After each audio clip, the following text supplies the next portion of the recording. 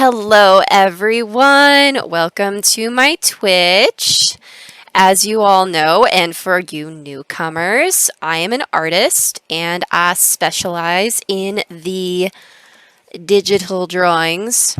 Special announcement before we get started. The poetry collection that is officially finished as of this week, Synesthesia Pandemic, is going to be released next month. Yay! Correctly, 3 different poems that this is kind of about. Those 3 poems, it's kind of funny because I wrote the first one, Midnight Waltz, this one, and that inspired Vampires All, which then inspired, I can't remember the title of it, it's in Fables, but it's something like red on white dancing or something like that, and it's about candle wax and stuff, and it basically kind of went in this, like, inspiring this, inspiring that sort of direction, which ultimately inspired me to write my current novel that I'm working on, Succumb to Darkness.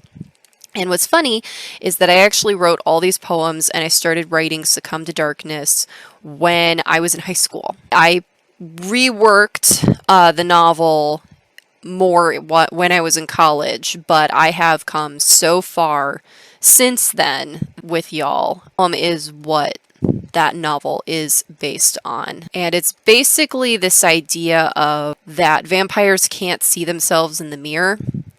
And where that comes from is actually that they are hurt by silver. So that's why they couldn't see themselves in the mirror, is actually because back then mirrors were made out of silver.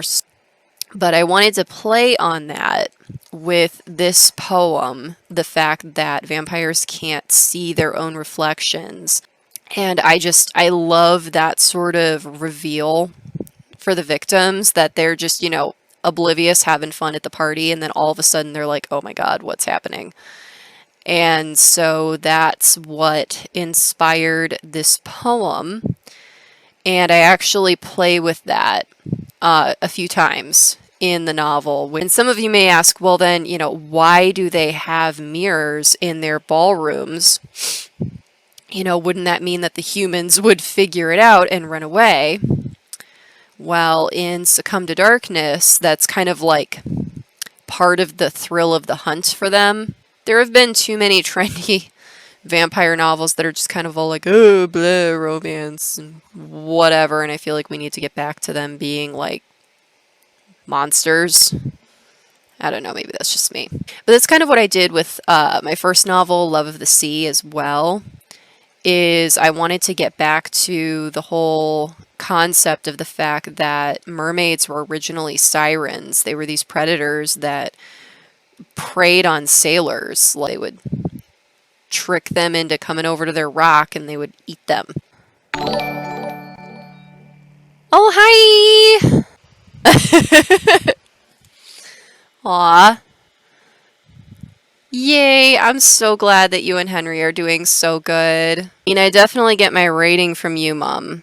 I'm not quite sure where I get the drawing from. I know I have some drawing from Dad. I remember you showed me some of your, art class stuff back in the day. That was pretty amazing. I was very shocked to see how good you are at drawing a still life. That feather was just so incredibly detailed. If you were to measure my drawing skills, like my art skills, against my writing skills, drawing is here, and writing is all the way up here. I definitely had to practice and practice and practice and practice to get as good at drawing and painting and stuff. Whereas I really didn't have to try that hard with writing. Alright, we get this. I know what I'm doing. First grade and stuff, I used to make these little books. I would tape together little pieces of printer paper or notebook paper or whatever, write a story on one side of the page, and then I would draw a picture that went with the story on the other side of the page, because I thought that's how books worked. And it's just always been very important to me to be able to do both of those aspects of my storytelling. So I'm really glad that I've just been able to really throw myself into art and bring myself to a point where my artwork is good enough that I can have it be side by side with my writing in a book, a real book. It's looking good. These rose briars. It does! It does look like there's a bunch of balloons on the ceiling. Oh, that's funny. I love it. They are at a party, though. They're at a party where they're all going to die! Ha ha ha. We're just going to live with it for now and we'll change it later. Figure out where I'm going with this. We're on an adventure! I don't know what's going on. Typically my process, I'm just like, what am I doing? Where am I going? I don't know. Hi! So good to see you. Thank you for joining us. Oh, I love how everybody is chatting together in the chat. This makes me so excited, y'all. Oh no, don't tell Mom on me.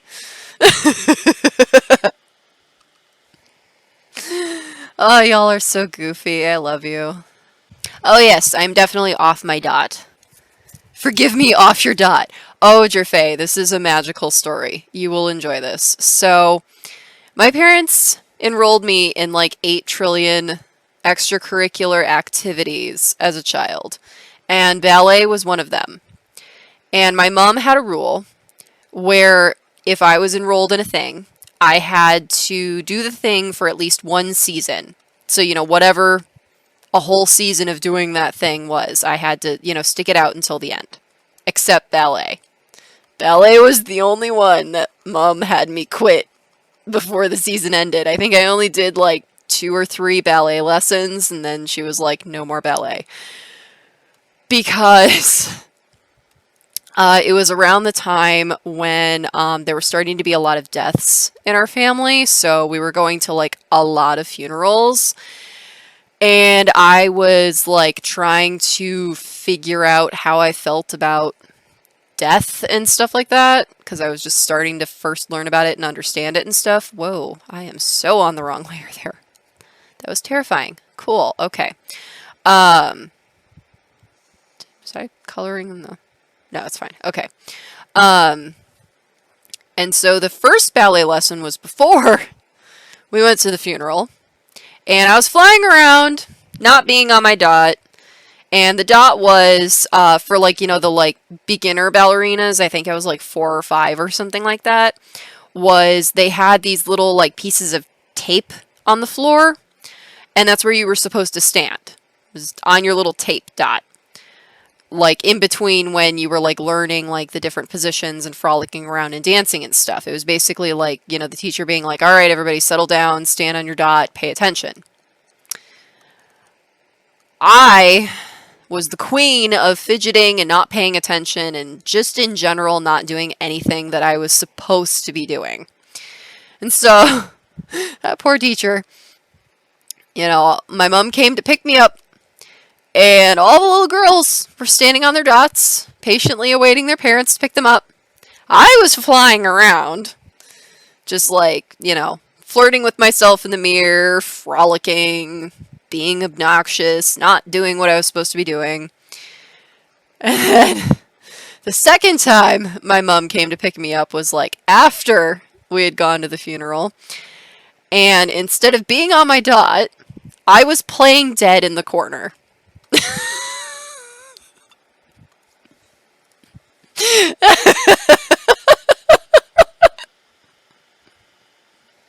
I'm sorry. Just this whole story just literally sums up my entire existence in life. Ooh, so my mom was like, well, we are done with ballet forever. Because I completely and utterly mortified her. And that is the story of me not being on my dot. Oh, there we go. No, no, no. I love that. I love that, yes. Boo, I'm a Ghost is a classic. I love that story. Yes, I have decided that if I come back as a ghost, that's what I'm gonna do. I'm just gonna be a jerk. Just haunt places just yelling, "Boo, I'm a ghost!" Eating grilled cheese! Yes! I want to have ghost grilled cheese. I had grilled cheese yesterday. Ah, I love grilled cheese. This is the Y'all are so great. I'm enjoying this. It's like we're all hanging out together. It makes me happy. Oh, here comes pretty kitty. Hi, Tiny Bubbles. Hi, baby. You want to come say hi? Come here. Oh, it's a baby. It's your baby. Yes, it's my baby. I love you. You are tiny and old. Tiny and old. Tiny and old. You are so tiny and old. Hmm. Oh, I love you so much, baby. Yes, you are so pretty. So I'm very excited. It took me a very long time to draw this character. This one is actually one of the main characters in my novel, Succumb to Darkness. His name is Verso. Vision Verso to have darker skin and darker hair. While I understand with traditional vampires, the reason why they're pale is because they don't have blood. I I still believe that darker pigmented vampires would have to exist. Like, I don't for a minute believe that, like, if a black person was turned into a vampire, that they would suddenly turn into a white person. That just seems absolutely ridiculous to me. And this is just how I always envisioned Verso, even back when I wrote this in high school. Like, this is what I imagined him looking like. I don't know why. This is just who he told me he was when I started writing this story. It just popped in my head, and he's like, "Hi, I'm Verso." Verso is just he's this very commanding character. He's just very handsome and charming because, I mean, he's a vampire. He has to be. He has to charm his prey so he can eat it, people. Like, even for a vampire, he's also very charming, and because he's also the seigneur of the chateau, which means like kind of like the lord of the chateau. The three main characters are Verso, Amishimen, and Evanangela. And I know that's not a very French name, but her name is because her, and this is not a spoiler because it's literally the first page of the book.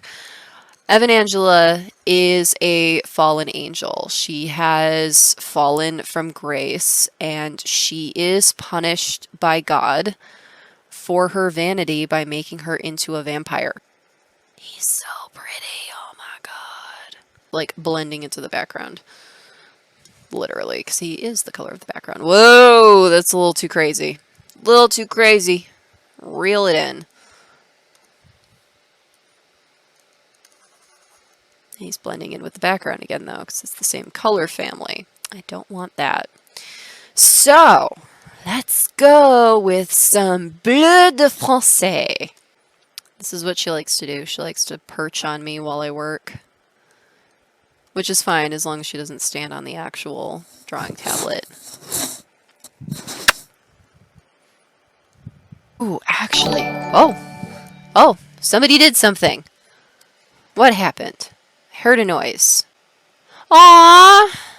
Thank you to my little brother Al, aka Nightshot333. Oh, you're here! Hi, Al! Thank you!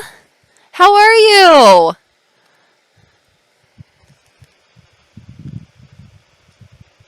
Oh, you are so awesome. Thank you.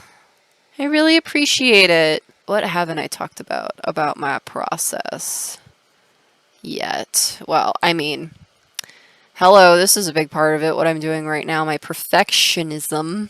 I wonder where I get that from. My parents. Okay, y'all. I think we are done. Oh, this drawing is so beautiful. I love it so, so much. I'm so excited to have y'all on this journey with me, and thank you so much for supporting me. I just want to thank y'all so much for tuning into my Twitch channel and supporting me and supporting my art and being awesome and beautiful. And I love y'all so much, and I'll see you again next Saturday. Bye bye. Have a great night. Be safe.